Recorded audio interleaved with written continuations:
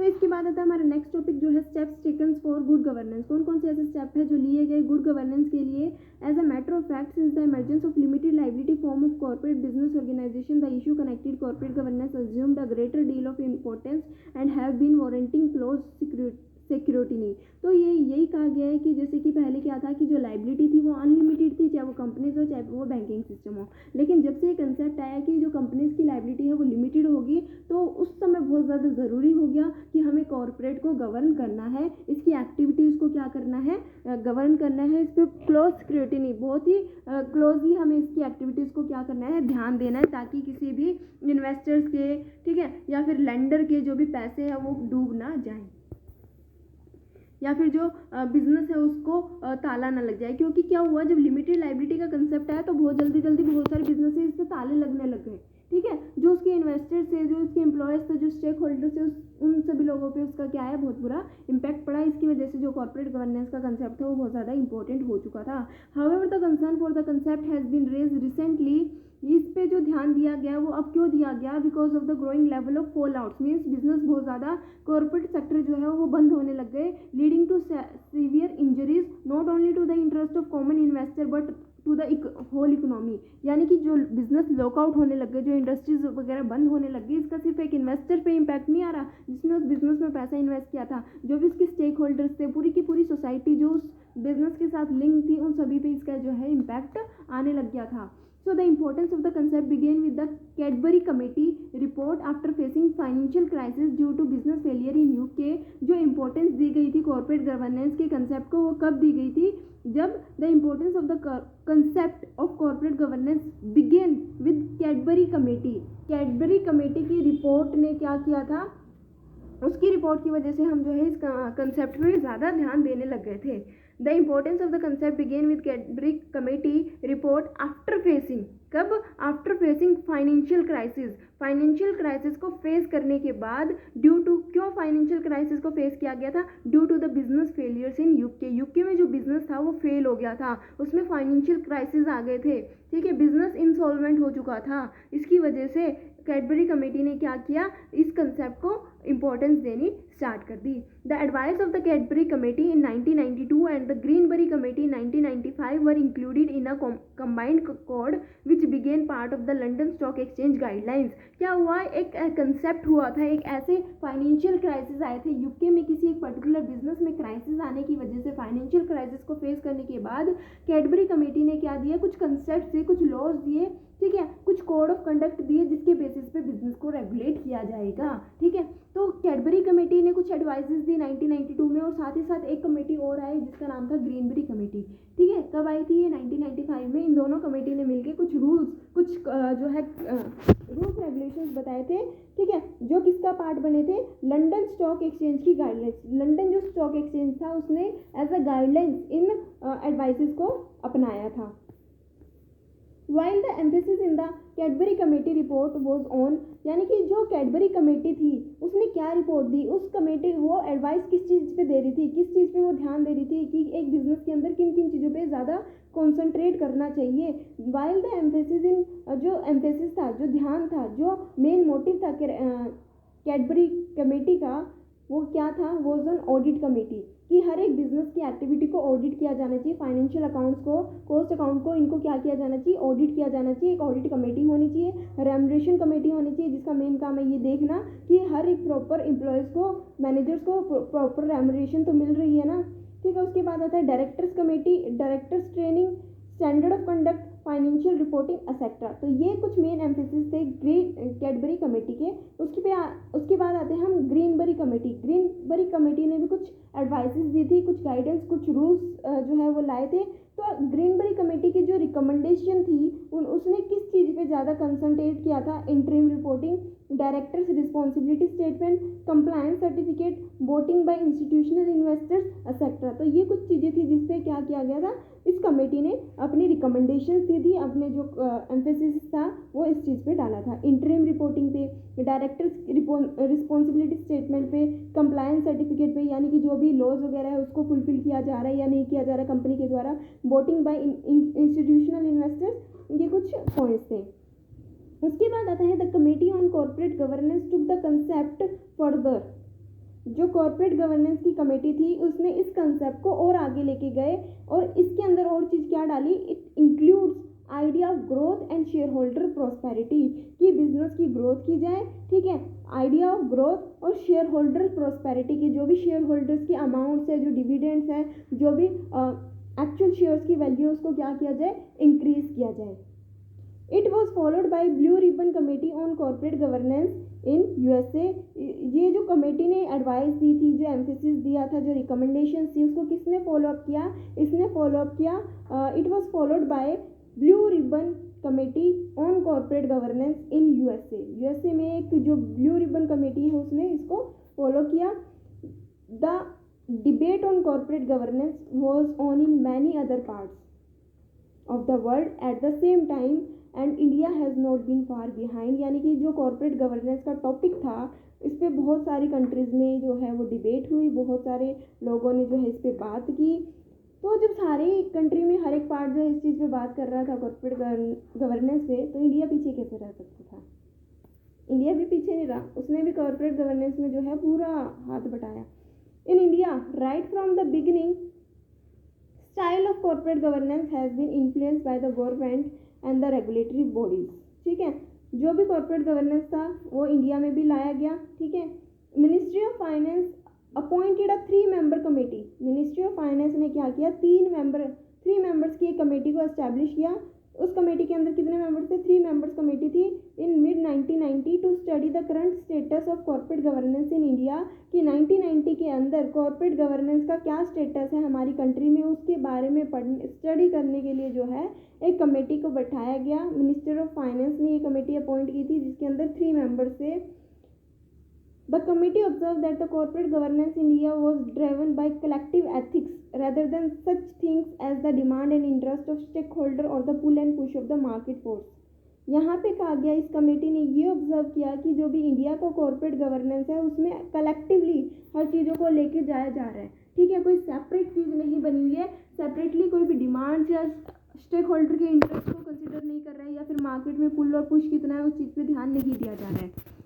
हर एक चीज़ जो है वो कलेक्टिव तरीके से देखी जा रही है।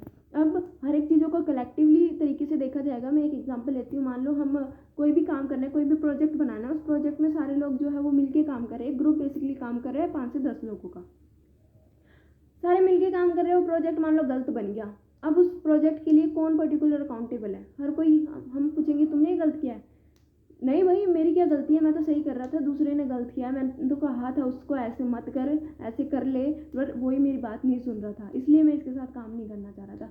तो कोई भी अपने ऊपर ब्लेम नहीं लेगा, कोई भी अकाउंटेबल नहीं बनेगा जब तक उसके ऊपर रिस्पॉन्सिबिलिटी नहीं आएगी, जब तक उस पर्सन को ये नहीं पता होगा कि हाँ अगर मैं ये काम गलत कर दूंगा तो मेरे ऊपर बात आएगी। इसलिए इस कमेटी ने क्या किया, जो हर किसी पर्सन को क्या कर दी, रिस्पॉन्सिबिलिटी दे दी, उसको अथॉरिटी दे दी कि अपनी रिस्पॉन्सिबिलिटी को पूरा करे। बिना अथॉरिटी के कोई भी पर्सन अपनी रिस्पॉन्सिबिलिटी को पूरा नहीं कर पाएगा।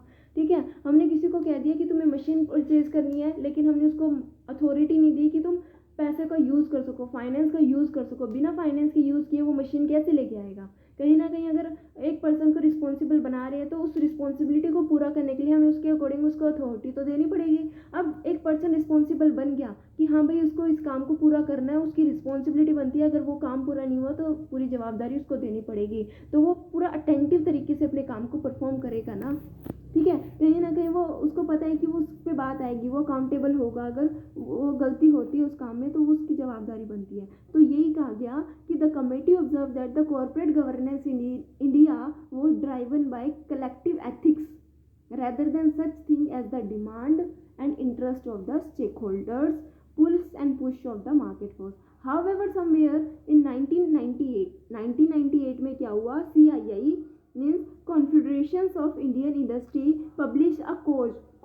इस चीज़ को देखते हुए, ठीक है, इंडिया की गवर्नेंस को देखते हुए 1998 में एक कोड को पब्लिश किया गया था एज डिज़ायरेबल कॉर्पोरेट गवर्नेंस, कि किस तरीके से कॉर्पोरेट को गवर्न करना है, जिसके अंदर क्या आई थी, which include recommendations for management and supervisory category of board जिसके अंदर हर एक चीज़ को सेपरेटली दिखाया गया था कि मैनेजमेंट की क्या, management and supervisory category of board, consolidations of account, limited directorship, inclusion of non executive director with well defined responsibility, audit committee, disclosure norm etcetera to increase accountability and efficiency. यानी कि हर एक चीज़ को separately दिखाया गया, board of director की क्या responsibility बनती है, ऑडिट कमेटी बनाई गई, नॉन एग्जीक्यूटिव डायरेक्टर्स को इंक्लूड किया गया, ठीक है, हर किसी को जो है वो रिस्पॉन्सिबल बनाया गया। अगर हर कोई रिस्पॉन्सिबल होगा अपने अपने काम के लिए तो कहीं ना कहीं वो उस काम के लिए अकाउंटेबल भी होगा, तो उस चीज़ से क्या होती है,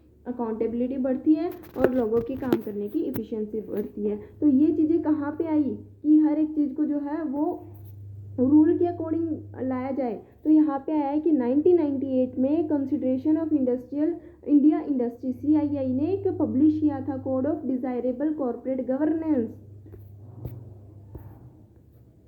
देन इन मई 1998, अब मई 1998 की बात आ रही है, अभी हमने पढ़ा था 1998 जिसमें आया था CII confederation of Indian industry, उसके बाद आता है हमारा मई 1999, मई 1999 जिसके अंदर सेबी ने अपॉइंट किया, SEBI appointed Kumar Mangalam Birla committee on corporate governance and based on it's recommendation, जो भी कुमार मंगलम बिरला कमेटी ने जो भी रिकमेंडेशन दी थी उसकी रिकमेंडेशन के बेसिस पे it directed stock exchange on 21 फरवरी 2000, 21 फरवरी 2000 को उसने क्या किया, स्टॉक एक्सचेंज को डायरेक्ट करना स्टार्ट कर दिया to amend the listing agreements and include clause 49 on corporate governance. Corporate governance के अंदर जो है क्लास 49 को इंक्लूड कर दिया गया।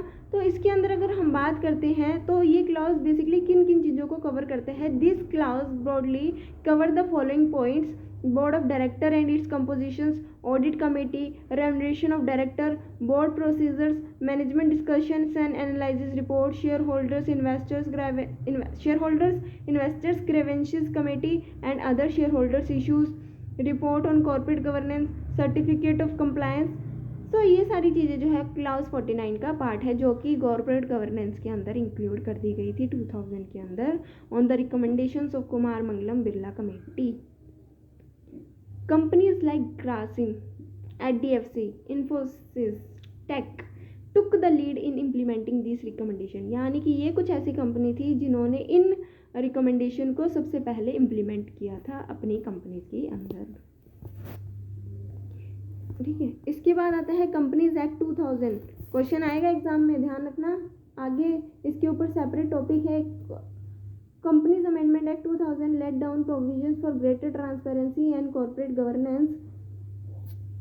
कंपनीज अमेंडेड एक्ट 2000 में क्या प्रोविजन आए हैं, it laid down provisions for greater transparency की जो भी हमारा कॉर्पोरेट गवर्नेंस है उसमें ट्रांसपेरेंसी हो, voting through postal ballot. Postal ballot का मतलब है कि मान लो जो इन्वेस्टर्स है वो एक जगह पे नहीं है, डिफरेंट जगह पे है, तो पोस्ट के थ्रू वो अपने जो है वोट कर सकते हैं, अपनी रिकमेंडेशन दे सकते हैं विद इन 30 डेज, ठीक है, 30 दिन के अंदर जो है वो अपनी रिकमेंडेशन दे सकते हैं, मतलब अपना वोट जो है वो पोस्ट के थ्रू सेंड कर सकते हैं मीटिंग में।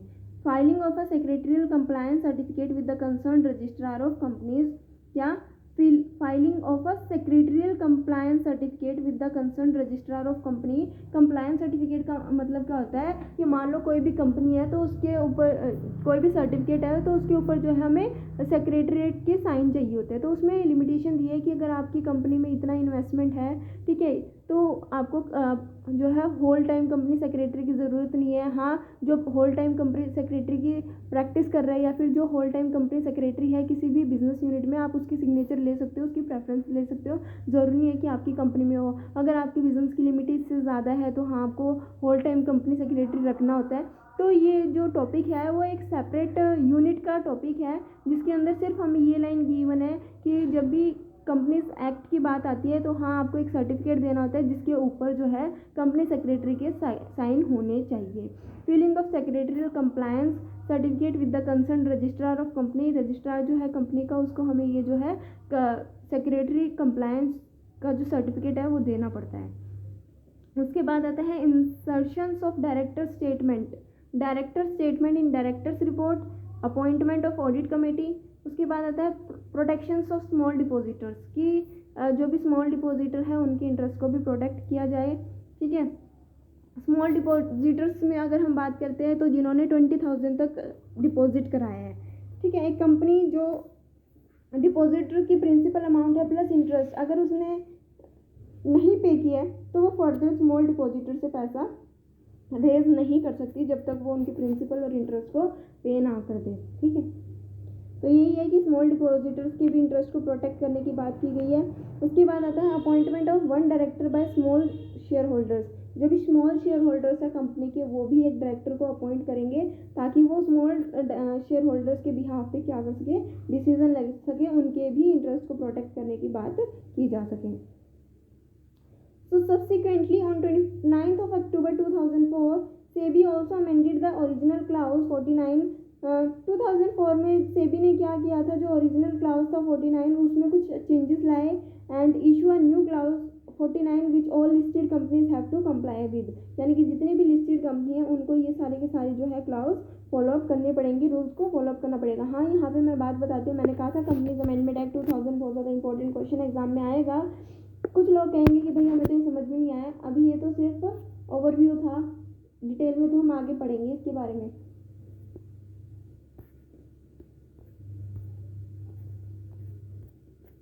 देखो ये रहा कॉर्पोरेट क्लाउज अंडर 49, इसके ऊपर हम डिटेल में पढ़ेंगे आगे। वो तो सिर्फ एक ओवरव्यू है, क्या हम पढ़ने वाले उस टॉपिक के रिगार्डिंग है, ठीक है। So it lays down higher qualification criteria for independent director की। इंडिपेंडेंट डायरेक्टर का हाईएस्ट क्वालिफिकेशन क्राइटेरिया कितना है।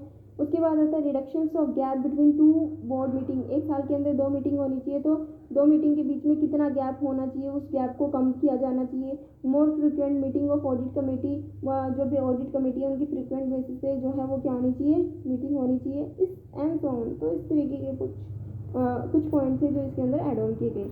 तो बेसिकली जो हमारा टॉपिक था कि क्या क्या स्टेप लिए गए गुड कॉर्पोरेट गवर्नेंस के रिगार्डिंग, तो हमने ये पॉइंट जो है वो पढ़े हैं। वो अगर आपको कहीं पे किसी भी पॉइंट में डाउट आता है तो वो आप एक बार पढ़ लो, फिर से एक बार वीडियो समझ लेना। अगर फिर भी डाउट है तो आप कमेंट करके ज़रूर जो है अपना डाउट क्लियर करना, या फिर उस पॉइंट को ही छोड़ देना, क्योंकि MCO4 के अंदर जब आप एग्ज़ाम देने जाओगे तो आपको रिवीजन का इतना टाइम मिला ही नहीं है, ठीक है, क्योंकि आपको कोई भी गैप नहीं दिया गया एग्ज़ाम में।